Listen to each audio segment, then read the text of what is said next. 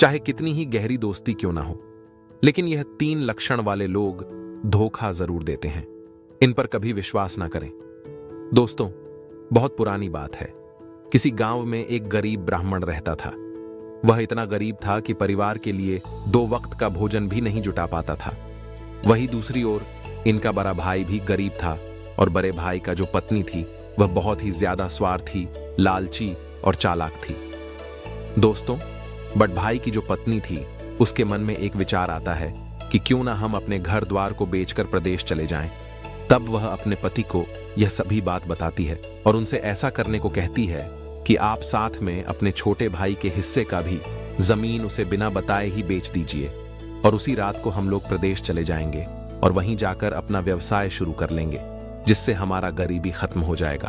उसका पति ने बिल्कुल वैसा ही किया जैसा उसकी पत्नी ने उससे कही थी, जिस वजह से उसका जो छोटा भाई था वह और भी ज्यादा गरीब हो गया।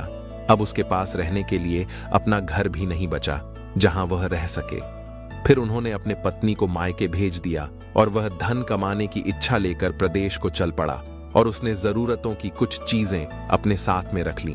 चलते चलते जब वह जंगल के रास्ते से गुजर रहा था तो उसे एक कुआं नजर आया। कुएं को देखकर उसे प्यास भी लगने लगी और जब कुएं में उसने झांक कर देखा तो उसे पानी तो नहीं नजर आया, लेकिन शेर, बंदर, सांप और एक स्त्री दिखाई दिया। ऊपर से एक मनुष्य को झांकते हुए देखकर शेर बोला, अरे भाई, तुम कौन हो? बड़े ही अच्छे समय पर आए हो। कृपा करके मुझे इस कुएं से बाहर खींच लो। कई दिनों से मैं इस कुएं में पड़ा हूं। मुझे निकाल कर मुझ पर यह एहसान कर दो। दोस्तों, शेर की प्रार्थना सुनकर ब्राह्मण कहने लगा, ऐ शेर, क्या तुम मुझे मूर्ख समझ रहे हो जो मैं तुम्हें कुएं से बाहर निकाल दूं? अगर मैंने तुम्हें बाहर निकाला तो क्या तुम मुझे मार कर खा नहीं जाओगे? तुम एक हिंसक पशु हो और हमेशा से ही मेरे शत्रु हो। मैं तुम पर विश्वास नहीं कर सकता। तब शेर बोला, अरे भले आदमी, मैं खुद मुसीबत में हूं। मैं आपको भला क्यों नुकसान पहुंचा? नंगा, आप तो मुझसे बेवजह ही डर रहे हो। मित्रों, कहानी में आगे जानते हैं, लेकिन उससे पहले हे राम, जो भी भक्त इस वीडियो को लाइक करें और चैनल को सब्सक्राइब करके कमेंट में जय श्री राम लिखे। उनके घर में धन की कभी कोई कमी ना रहे, उनका घर हमेशा खुशियों से भरा रहे।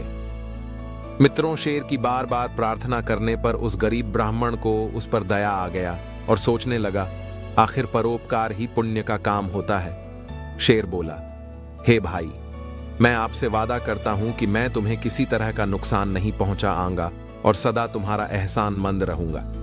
फिर ब्राह्मण ने सोच विचार करने के बाद कुएं में रस्सी डालकर शेर को कुएं से निकाल दिया। कुएं से बाहर निकालने के बाद शेर ने ब्राह्मण को धन्यवाद दिया और बोला, मैं आपका यह उपकार कभी नहीं भूलूंगा। मैं पहाड़ के उस पार रहता हूं। आप पर कभी भी मुसीबत आ जाए तो आप मेरे पास चले आना। मुझसे जितनी हो सकेगी मैं आपका मदद अवश्य करूंगा।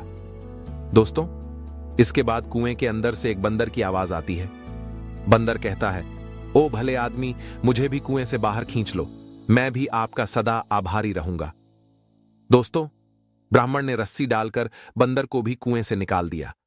फिर बंदर ने भी उसे धन्यवाद दिया और कहा कि मैं उस पहाड़ी के पीछे एक बगीचे में रहता हूं। आपको कभी भी मेरी जरूरत पड़े तो आप मेरे पास चले आना। मैं आपकी पूरी मदद करूंगा। इतना कहकर बंदर भी वहीं खड़ा हो गया। तभी कुएं के अंदर से सांप ने आवाज लगाई, हे ब्राह्मण देवता, जिस तरह से आपने शेर और बंदर को निकाला है, मुझे भी निकालकर मुझ पर भी एक उपकार कर दो। तब ब्राह्मण बोला, ना बाबा, ना, तुम तो एक सांप हो, कहीं मुझे काट लिया। तो सांप बोला, अरे भाई, कैसी बातें करते हो? क्या कोई अपने मददगार को कभी नुकसान पहुंचाने के बारे में सोच सकता है? ब्राह्मण बोला, अरे सांप, मैं तुम पर यकीन नहीं कर सकता। सांप ने ब्राह्मण से बहुत विनती की, देखिए, आप मुझे निकाल दीजिए, मैं आपको नहीं काटूं। फिर ब्राह्मण ने सहानुभूति दिखाते हुए सांप को भी कुएं से बाहर निकाल लिया। सांप भी ब्राह्मण का खूब धन्यवाद किया और कहा, भाई, अगर आपको कभी किसी मुसीबत का सामना करना पड़े तो आप मुझे याद कर लेना। मैं उसी क्षण आपके पास आकर आपकी सहायता करूंगा। ब्राह्मण ने कहा, ठीक है, ऐसा समय आएगा तो मैं तुम्हें जरूर याद करूंगा। और तभी कुएं के अंदर से एक स्त्री की आवाज आती है। वह स्त्री कहती है, अरे भाई, मुझे भी कुएं से बाहर निकाल लो। मैं तुम्हारा यह एहसान कभी नहीं भूलूंगी। ब्राह्मण उस स्त्री को भी निकालने के लिए कुएं में रस्सी डालता है। तभी सांप ने कहा, आप इस स्त्री की सहायता मत करो, यह आपके बिरादरी का जरूर है, पर बहुत ही नीच स्त्री है। बंदर और शेर ने भी सांप के बातों का समर्थन किया कि देखो भाई, अगर इस स्त्री की मदद करोगे तो तुम बहुत बड़ी मुसीबत में फंस जाओगे। ये स्त्री बड़ी ही नीच है, जो इसकी मदद करेगा यह उसी की जड़ काटती है। इतना कहकर शेर, बंदर और सांप ब्राह्मण से विदा लेकर चले गए। उनके जाने के बाद वह स्त्री गिर गिरा कर बोली, अरे भाई, तुमने शेर, बंदर और सांप की तो जान बचा ली, मेरी भी जान बचा लो, मैं तो आपके बिरादरी का हूं। तब ब्राह्मण बोला, हे स्त्री, तुम्हारी निंदा तो यह जानवर भी कर रहे हैं, इससे लगता है कि तुम एक मक्कारी स्त्री हो, मैं तुम्हारी कोई मदद नहीं करूंगा। वह स्त्री बोली, अरे भाई, आप उन जानवरों की बातों में ना आओ और मेरी मदद करो दोस्तों। वह स्त्री बहुत रोई, चिल्लाई और गिर गिर तो ब्राह्मण को उस पर दया आ गया। फिर ब्राह्मण ने सोचा, चलो निकाल देते हैं, और ब्राह्मण ने उस स्त्री को भी कुएं से बाहर निकाल दिया। फिर वह स्त्री ब्राह्मण को बहुत बहुत धन्यवाद दी और बोली, हे बंधु, आपने मुझ पर जो उपकार किया है उसे मैं 7 जन्मों तक नहीं भूलूंगी। तब ब्राह्मण कहता है, अरे बहन, इसमें उपकार जैसी क्या बात है, इंसान ही इंसान के काम आता है, लेकिन तुम कौन हो? तब वह स्त्री ब्राह्मण को अपना परिचय देती है, मैं एक सुनार की पत्नी हूं, जो पास ही के शहर रतननगर में रहता है। अगर कभी भी मेरे योग्य कोई सेवा हो तो मेरे घर जरूर पधार। और इतना कहकर वो स्त्री भी चली गई। उस स्त्री के जाने के बाद ब्राह्मण पानी के तलाश में जंगल में आगे की ओर बढ़ा, और फिर काफी देर तक चलने के बाद एक नगर में पहुंचा। वह शहर में पहुंच तो गया, लेकिन अब उसे नौकरी की तलाश थी। ब्राह्मण एक क्षेत्र की दुकान पर पहुंचा और सेठ से कहा कि आप मुझे कोई काम दे सकते हैं, मैं पूरी मेहनत और ईमानदारी के साथ आपका काम करूंगा। तब सेठ कहता है, माफ करना, मेरे पास अभी कोई खाली जगह नहीं है, कोई दूसरा दरवाजा देखो। फिर ब्राह्मण निराश होकर सेठ के यहां से लौटकर चला गया। उसके बाद ब्राह्मण ने नौकरी के लिए खूब दौड़ धूप किया, लेकिन उसकी तकदीर ने उसका साथ ही नहीं दिया। तब ब्राह्मण सोचने लगा कि अब मैं अपने बीवी बच्चों के सामने क्या मुंह लेकर जाऊंगा। मुझ जैसे बदनसीब के लिए अब आत्महत्या करने के अलावा कोई और रास्ता नहीं है। इस तरह से हताश होकर ब्राह्मण आत्महत्या करने को सोचने लगा, लेकिन तभी उसे शेर, बंदर, सांप और स्त्री के वचनों की याद आई, और उसने सोचा, क्यों ना एक बार इन्हें भी आजमा कर देख लिया जाए, शायद यह मेरी कुछ मदद कर सकें दोस्तों। फिर ब्राह्मण ने आत्महत्या के विचार को त्याग कर सबसे पहले बंदर के पास पहुंचा। बंदर ने दिल खोलकर उसका स्वागत किया और पेड़ से तोड़कर मीठे मीठे फल भी खिलाया। और बंदर ने कहा, आपका जब भी मन करे आप मेरे घर चले आना, मेरे घर का दरवाजा आपके लिए हमेशा खुला रहेगा। फिर ब्राह्मण ने बंदर से कहा, स्वागत तो बाद में भी होगा बंदर भाई, लेकिन पहले मैं वन के राजा शेर से मिलना चाहता हूं, क्या तुम मुझे उसका पता बता सकते हो? तब बंदर कहता है, हाँ हाँ, क्यों नहीं, आप पहाड़ी के नीचे चले जाओ, पहाड़ी के उस पार आपको सबसे पहले वनराज का ही गुफा मिलेगा। बंदर के इतना कहते ही ब्राह्मण वहां से चला गया और शेर की गुफा के पास पहुंचा। और जब ब्राह्मण शेर के पास पहुंचा तो शेर खुशी से उसका स्वागत करने के लिए आगे आया और बोला, आपको यहां आते हुए देखकर मुझे बहुत खुशी हुई, मित्र बोलो, मैं आपका क्या सेवा करूं? तब ब्राह्मण कहता है, हे भाई, मैं बहुत गरीब हूं, अगर मुझे कहीं से कुछ धन मिल जाए तो मैं अपने घर लौट जाऊंगा, वरना मेरे लिए खुदकुशी करने के सिवा कोई और रास्ता नहीं है। फिर शेर ने कहा, इतने निराश ना हो मित्र, आप यहीं ठहर, मैं अभी आता हूं। और इतना कहकर शेर अपने गुफा में चला गया। जब शेर गुफा से बाहर निकला तो उसके मुंह में सोने का सुंदर रत्न जड़ित हार था, और शेर ने वह हार ब्राह्मण को देते हुए बोला, लो मित्र, इस हार को बेचकर आपको अच्छे पैसे मिल जाएंगे, जिससे आपकी सारी गरीबी दूर हो जाएगी। तभी शेर से वह हार लेकर ब्राह्मण ने उसे धन्यवाद किया और कहा कि सचमुच तुमने अपना वचन निभाया। इतना कहकर ब्राह्मण ने हार उठाया और शेर को विदा किया और वहां से लौट पड़ा। वापस लौटते हुए ब्राह्मण का मन खुशी से फूला नहीं समा रहा था। आखिरकार उसकी यात्रा सफल हो गई। ब्राह्मण सोच रहा था कि इस हार को अच्छे दामों में बेचकर मैं घर लौट जाऊंगा। मुझे वापस घर आया देखकर मेरी बीवी और बच्चे बहुत खुश होंगे। हार की बिक्री से खूब धन मिलेगा। अब हम सुख से दिन बिताएंगे। ब्राह्मण सोचता हुआ चला जा रहा था। दोस्तों, फिर वह सोचने लगा कि आखिर मैं इस हार को बेचूं तो कहां बेचूं। अचानक से उन्हें उस स्त्री की याद आई जिसे उसने कुएं से निकाला था। मैंने उसकी जान बचाई थी, वह इस मामले में मेरी सहायता जरूर करेगी। दोस्तों, फिर ब्राह्मण ने उस स्त्री की मदद लेने का निश्चय किया और रतन नगर पहुंचकर सीधा स्त्री के घर पहुंच गया। स्त्री ने जब उस ब्राह्मण को देखा तो वह खुशी से झूम उठी, कहने लगी, कैसे आना हुआ? फिर ब्राह्मण ने कहा, मैं तुम्हारे पास एक जरूरी काम से आया हूं। तो स्त्री कहती है, हाँ कहिए, मैं आपके किस काम आ सकती हूं? ब्राह्मण बोला, ए बहन, मेरे पास एक हार है, मैं हता हूं। तुम उसे अच्छे दामों में अपने पति से कहकर इस हार को बिकवा दो। इतना कहकर ब्राह्मण ने अपनी जेब से हार निकालकर उस स्त्री के हाथ में थमा दिया।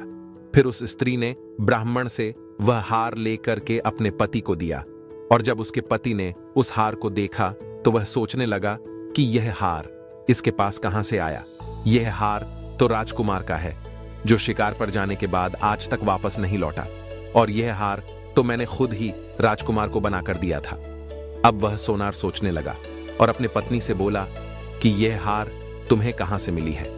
तब उसके पत्नी ने कहा कि यह हार मुझे उसी ब्राह्मण ने लाकर दिया जिसने मेरी जान बचाई थी, और मुझसे बोले कि मैं इस हार को आपके द्वारा अच्छे दामों में बिकवा दूं। और तभी सोनार को राजा की कही गई बात याद आता है, और वह अपनी पत्नी से कहता है कि राजा ने इस बात की घोषणा कर रखी है कि जो कोई मेरे पुत्र का पता बताएगा मैं उसे बहुत सारा इनाम दूंगा। और तभी स्त्री के मन में राजा द्वारा घोषित इनाम का लोभ जाग उठा, और फिर स्त्री बोली, आप यह सभी बात राजा को बता दो। तब उसका पति उससे कहा कि लेकिन उस ब्राह्मण ने तो तुम्हारी जान बचाई थी, तुम उसके साथ ऐसा करने को कैसे सोच सकती हो? स्त्री बोली, आज के समय में कौन किसी और के बारे में इतना सोचता है? आप इन सभी बातों पर ध्यान ना देकर सीधा इस हार को लेकर राजा के दरबार में चले जाइए। जरा सोचिए कि जब इस हार को आप राजा को दीजिए, जिएगा, तो राजा आपसे खुश होकर आपको मुंह मांगी इनाम दे देंगे, और हम उसके मदद से कोई अच्छा सा व्यापार भी चला सकते हैं। और इसी तरह स्त्री अपने पति के मन में भी इनाम के प्रति लालच जगा देती है, और फिर स्त्री अपने पति से कहती है कि मैं इस ब्राह्मण को खाना बनाकर खिलाती हूं और अपने बातों में फंसा कर रखती हूं। तब तक आप राज दरबार में राजा को यह हार देकर आइए। अगले ही पल उस सोनार ने ब्राह्मण को अपनापन जताते हुए बोला, हे ब्राह्मण भाई, मैं आपकी सहायता अवश्य करूंगा, लेकिन इस बारे में मैं किसी अच्छे जौहरी से राय लेना उचित समझता हूं, ताकि तुम्हें अच्छे पैसे मिल सके। इतना कहकर सुनार वह हार लेकर अपनी जेब में रख लिया और राजमहल जाने के लिए तैयार होने लगा, और उससे कहा कि तुम कुछ देर यहीं ठहर कर आराम करो, तब तक मैं जौहरी से मिलकर आता हूं। ब्राह्मण बोला, ठीक है मित्र, मैं यहीं पर तुम्हारा इंतजार करता हूं। ब्राह्मण के इतना कहते ही सुनार घर से चला गया और सीधा राज दरबार में पहुंचा और राजा को प्रणाम करते हुए बोला, हे महाराज, मैं आपसे एक विशेष काम से मिलने आया हूं। फिर राजा बोले, क्या बात है? तब सुनार राजा को हार सौंपते हुए बोला, यह वही हार है जो मैंने राजकुमार के लिए खुद अपने हाथों से बनाया था। एक आदमी इसे बेचने की नीयत से मेरे पास आया है महाराज, मैं उस आदमी को अपने घर पर बैठा कर आया हूं। हार को देखते ही राजा पहचान गया कि जरूर वही मेरे बेटे का हत्यारा होगा। राजा क्रोध में आग बबूला हो गया और कहने लगा, कौन है वह शैतान जिसने मेरे बेटे की हत्या की और उसका यह हार चुराया? तब सुनार कहता है कि महाराज, वह एक गरीब ब्राह्मण है, वह अभी मेरे घर पर ही बैठा है। राजा गुस्से से सेनापति को आदेश देते हुए बोला कि सुनार के घर जाकर उस आदमी को तुरंत पकड़ कर लाओ। दोस्तों, सेनापति तुरंत कुछ सैनिकों को अपने साथ ले जाकर सुनार के घर से उस ब्राह्मण को पकड़ लिया और राज दरबार में पेश कर दिया। राजा ने आदेश दिया कि यह दरिंदा हमारे राजकुमार का कातिल है, इसे तुरंत कारावास में डाल दिया जाए। राजा के सिपाहियों ने उस ब्राह्मण को ले जाकर कारावास में डाल दिया।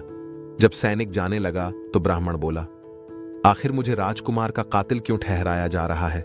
मैं तो निर्दोष हूं। तब सिपाही लोग बोले, अगर तुमने राजकुमार की हत्या नहीं की है तो राजकुमार का हार तुम्हारे पास कैसे आया, जिसे तुम सुनार के द्वारा अच्छी कीमतों पर बेचना चाहते थे? वो हार उसी सुनार ने राजकुमार को बना दिया था। अब तुम पकड़ में आ गए, तुम अब नहीं बच सकते हो। कुछ दिन बाद महाराज तुम्हें फांसी की सजा दे देंगे। और इतना कहकर सैनिक वहां से चला गया। दोस्तों, सैनिकों के जाने के बाद ब्राह्मण सोचने लगा कि स्त्री ने तो मुझे बहुत बड़ी मुश्किल में फंसा दिया है। अब मैं क्या करूं? इस नगर में तो मेरा कोई मददगार भी नहीं है। हे प्रभु, मेरी रक्षा करना। ब्राह्मण सोचने लगा, अगर मुझे फांसी हो गई तो मेरे बीवी बच्चों का क्या होगा? दोस्तों, तभी अचानक ब्राह्मण को उस सांप की बात याद आई और तब उसने सांप को याद किया। सांप उसके सामने प्रकट हो गया और कहने लगा, अरे मित्र, तुमने मुझे कैसे याद किया? तब ब्राह्मण ने कहा, मैं बहुत बड़ी मुसीबत में फंस गया हूं।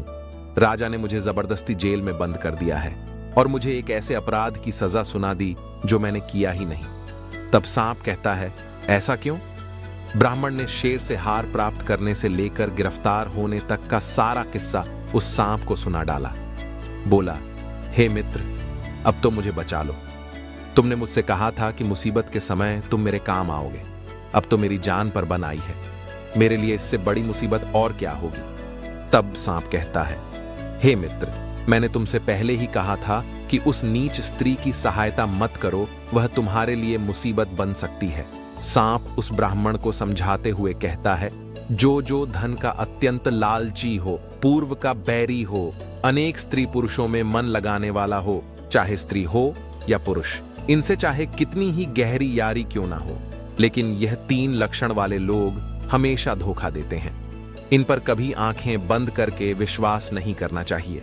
सांप ने बोला, यदि आपने मुझे याद किया है तो मैं आपकी सहायता अवश्य करूंगा। और कहां मुझे एक उपाय सूझा है। मैं चुपके से महारानी के कमरे में जाकर उन्हें डस लेता हूं और तब मेरे जहर से महारानी बेहोश हो जाएगी। फिर चाहे कोई कितना ही प्रयत्न क्यों ना कर ले, लेकिन महारानी किसी से भी होश में नहीं आ सकती और मेरे जहर का असर तब तक रहेगा जब तक आप अपने हाथों से उसके माथे को नहीं छुए। लेकिन आप जैसे ही महारानी के माथे को छुओगे तभी वह होश में आ जाएगी और राजा खुश होकर आपको छोड़ देगा, क्योंकि राजा अपने जान से भी ज्यादा रानी से प्यार करता है। वह उसे जिंदा रखने के लिए कुछ भी कर सकता है। दोस्तों, फिर सांप जेल की कोठरी से निकलकर के रानी के कक्ष में पहुंचकर उसे डस लिया और रानी उसी वक्त चिल्ला पड़ी कि तभी सांप खिड़की के रास्ते से चला गया और इधर महारानी कक्ष में चीखती हुई बेहोश होकर गिर पड़ी। फिर राजा के सारे नौकर, सेवक, सेविकाएं महारानी के गिरते ही उनका आवाज सुनकर के महारानी की मदद करने के लिए भाग खड़े हुए। और जब यह सभी उनके कक्ष में पहुंचे तो रानी ने बताया कि मुझे एक सांप ने काट लिया है। दोस्तों, फिर सेवक ने तुरंत राजा को सूचित किया कि राज को एक जहरीले सांप ने डस लिया है और महारानी बेहोश हो गई है। जल्दी ही उनके उपचार की व्यवस्था कीजिए। राजा ने तुरंत एक सेवक को बुलाकर उसे राजवैद्य को बुलाने का आज्ञा दिया और राजा ने राजवैद्य से कहा कि वेदराज, मेरी रानी को बचा लीजिए, इन्हें किसी सांप ने डस लिया है। यदि मेरी रानी को कुछ हुआ तो मैं इनके बिना जीवित नहीं रह सकता। दोस्तों, वैद्यराज ने रानी का निरीक्षण किया और साथ में उनको कई तरह की औषधियां भी दी, लेकिन उनकी बेहोशी नहीं टूटी। तब वैद्यराज ने निराश होकर महाराज से कहा कि महारानी जी का उपचार अब मुझसे संभव नहीं हो सकेगा, क्योंकि जिस सांप ने इन्हें डसा है वह बहुत ही जहरीला है। इन परे मेरी कोई औषधि काम नहीं कर रही है। तब वैद्यराज ने महाराज को दिलासा देते हुए कहा, निराश मत होइए, अभी भी वक्त है। आप किसी अन्य वैद्य हकीम को बुलवा लीजिए, शायद उनके पास ऐसी कोई दवा हो जिससे रानी ठीक हो जाए। दोस्तों, अगले ही पल राजा ने महामंत्री को आदेश दिया। फिर महामंत्री फौरन ही पूरे राज्य में घोषणा करवा दिया कि जो भी महारानी का उपचार करके उन्हें ठीक करेगा उसे मुंह मांगा इनाम दिया जाएगा। राजा के आदेश का ऐलान होते ही कई वैद्य हकीम महारानी का उपचार करने के लिए आए और उन्हें तरह तरह की औषधियां भी दी, लेकिन उससे कोई लाभ नहीं हुआ। महारानी की बेहोशी वैसी की वैसी ही बनी रही और अंत में तरह तरह की औषधियां देकर थक जाने के बाद सभी के सभी वैद्य लज्जित होकर यह कहकर लौट पड़े कि अब तो भगवान ही महारानी को बचा सकते हैं। वैद्य हकीम का निराशापूर्ण उत्तर सुनकर राजा का दिल टूट गया और फिर वे मन ही मन में सोचने लगे कि भगवान महारानी पर यह कैसी आफत आ गई। दोस्तों, उधर जेल की कोठरी में कैद ब्राह्मण ने राजा का ऐलान सुना तो उसने पहरेदार से कहा, मुझे महाराज के पास ले चलो, मैं महारानी को ठीक कर सकता हूं। तब पहरेदार कहता है, अरे ब्राह्मण, जब अच्छी अच्छी वैद्य हकीम भी उन्हें ठीक नहीं कर पाए तो तुम भला एक हत्यारे होकर उन्हें क्या ठीक करोगे? फिर ब्राह्मण ने पहरेदार से विनती किया, आप एक बार मुझे महाराज के पास ले चलो। मैं सच कहता हूं, मैं रानी को बचा लूंगा। उसके बाद पहरेदार ने शीघ्र ही यह खबर राजा को दी। फिर राजा ने तुरंत पहरेदार के द्वारा ब्राह्मण को जेल से बाहर बुलाया और कहा, हे ब्राह्मण, मैंने सुना कि तुम मेरी रानी को जीवित कर सकते हो, लेकिन अगर तुम मेरी रानी को जीवित नहीं कर सके तो मैं तुम्हारा सर कटवा दूंगा। ब्राह्मण ने कहा, महाराज, मुझे मंजूर है। दोस्तों, ब्राह्मण के बार बार विश्वास दिलाने पर राजा ने ब्राह्मण को रानी के कक्ष में पहुंचा दिया। फिर ब्राह्मण ने आस्था से अपना हाथ महारानी के माथे पर रखा और अगले ही पल महारानी बिस्तर पर से उठ बैठी। उनके बदन का नीलापन गायब हो गया और चेहरा भी बिल्कुल पहले की तरह ही चमकने लगा। तब राजा ने कहा, महारानी, आप इस ब्राह्मण की कृपा से जीवित हुई है। महाराज ने रानी के जीवित होने की खुशी में ब्राह्मण को क्षमा कर दिया और उससे उसकी असलियत पूछी तो ब्राह्मण ने सारी बात स्पष्ट रूप से महाराज को बताया।